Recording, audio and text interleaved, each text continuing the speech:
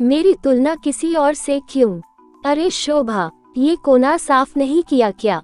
यहाँ मिट्टी मिट्टी सी हो रही है। कमला देवी ने कड़क आवाज में अपनी बहू से कहा। शोभा ने आटे से सने हाथ लिए हड़बड़ाते हुए बाहर आकर कहा, मैं रोटी बना के साफ करती हूँ माँ जी। कमला देवी मोबाइल चलाते हुए बोली, किशोरी बुआ की बहू विधि पूरा घर चमका के रखती है। उनका घर शीशे की तरह चमकता है। शोभा बिना कुछ बोले रोटियां बनाने लगी। दोपहर को शोभा के ससुर जी खाना खाने आए। शोभा खाना देने लगी पर पानी देना भूल गई।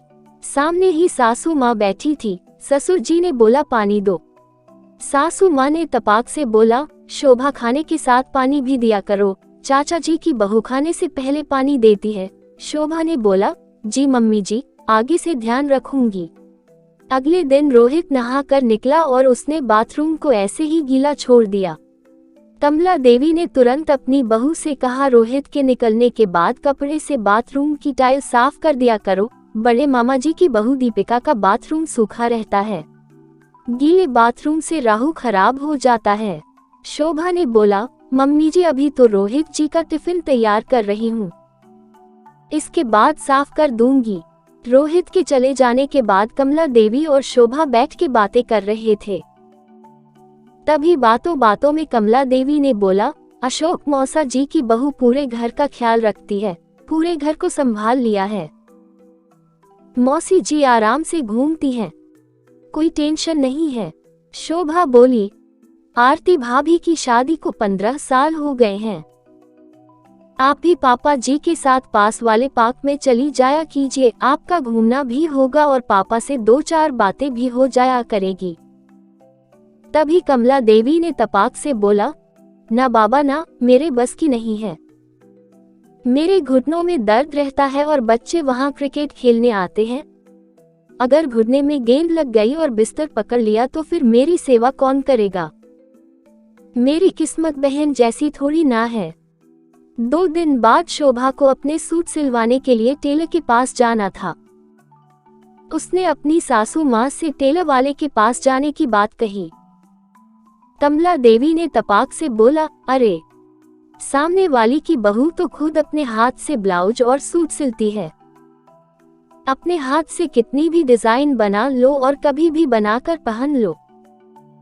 शोभा ने बोला, मम्मी जी सूट तो मैं भी सिल लेती हूँ, पर यह कपड़ा थोड़ा रेशमी है और रेशम के कपड़े की फिटिंग जल्दी सही नहीं आती है, बहुत सरकता है, इसलिए मैं टेलर से सिलवाना चाहती हूँ और मेरे पास अभी टाइम भी नहीं है। दिवाली होकर गई है और चचेरे भाई की शादी है। कमला देवी ने तुरंत बात पलटते हुए बोला, नहीं, मैं तो बता रही हूँ कि अगर सिलाई आती है तो अपने घर में ही कपड़े सिल के आदमी पहन सकता है। शोभा चुपचाप सुनकर चली गई। कुछ दिन बाद कमला देवी की सहेली घर पर आई। दोनों सहेलियां आपस में खूब हंस हंस के बात कह रही थीं और अपने बचपन की बातें, जवानी की यादें और बुढ़ापे के किस्से सुना रही थीं। तभी शोभा दोनों के लिए नाश्ता लाए और शोभा वहीं पर बैठ गई। कमला देवी की सहेली ने शोभा से पूछा, शादी को 1 साल हो गया है, घर कैसा लग रहा है? अब तो कम्मों की जिम्मेदारी कम हो गई होगी। कमला देवी ने बोला, इससे जितना हो सकता है उतना करती है, मेरी तरफ से भी कोई जिम्मेदारी नहीं है। मैं तो कहती हूँ जितना हो सके उतना करो, वरना छोड़ दो, मैं जो करने के लिए बैठी हूँ। शोभा ये सुन अपनी सासू माँ का मुंह ताकती रह गई। कमला देवी की सहेली के जाने के बाद सासू माँ बोली, इसकी दोनों बहुएं बहुत ही लायक हैं, बहुत ही समझदार हैं, पूरे घर की जिम्मेदारी अपने सर पर ले ली है और उसे पूरी जिम्मेदारी से मुक्त कर दिया है। हाथ में बैठे बैठे खाना देती हैं, पानी देती हैं और देखने में भी बहुत सुंदर हैं। सर्वगुण संपन्न घर की है, पर घमंड जरा सा भी नहीं है। खाना भी खुद बनाती है, कपड़े भी खुद धोती हैं और सास ससुर को हाथों हाथ सामान देती हैं। शोभा की अब सहन शक्ति खत्म हो गई थी। वह बोली, मम्मी जी, सबकी बहू सर्वगुण संपन्न है। आप हमेशा कहती हैं कि उसकी बहू ये करती है, इसकी बहू ये करती है, मौसी की बहू ये करती है, चाचा जी की बहू वो करती है, पर आपकी बहू क्या करती है? आपने कभी वह देखने की कोशिश की है क्या? सिर्फ आपकी बहू कुछ नहीं करती है। आपको सिर्फ मेरे में कमियां ही नजर आती हैं। मैं आपकी अपनी माँ की तरह सेवा करती हूँ, पर आपने कभी मुझे बेटी के रूप में नहीं देखा। मम्मी जी, आप मुझे बेटी ना सही, कम से कम मुझे बहू के रूप में तो देखिए। मैं क्या करती हूँ, कितना करती हूँ, ये भी तो देखिए। मम्मी जी, दूर के ढोल सुहाने होते हैं, सब में कमियां होती हैं। मैंने आपकी और चाची जी की फोन पर बात सुनी थी। वह अपनी बहू की कितनी बुराई कर रही थी।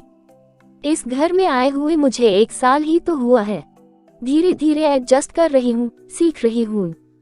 कमला देवी अवाक होकर सब सुन रही थी। दोस्तों, मैं यहाँ सास को नीचा और बहू को ऊंचा नहीं दिखा रही हूँ। हमारे समाज में बहुओं की तुलना हमेशा रिश्तेदारों की बहुओं से की जाती है, जो कि सही नहीं है। हर घर के अलग अलग नियम होते हैं। अपने घर की बहू को घर के रीति रिवाज बताए, पर उसकी तुलना किसी के घर की बहू से न करें, क्योंकि आपकी बहू आपकी ही रहेगी। दोस्तों, आपको यह शिक्षाप्रद कहानी कैसी लगी? अच्छी लगी तो लाइक जरूर करें, कमेंट करें, शेयर करें और मेरे गुरुजी वॉइस चैनल को सब्सक्राइब करें। आपका बहुत बहुत धन्यवाद।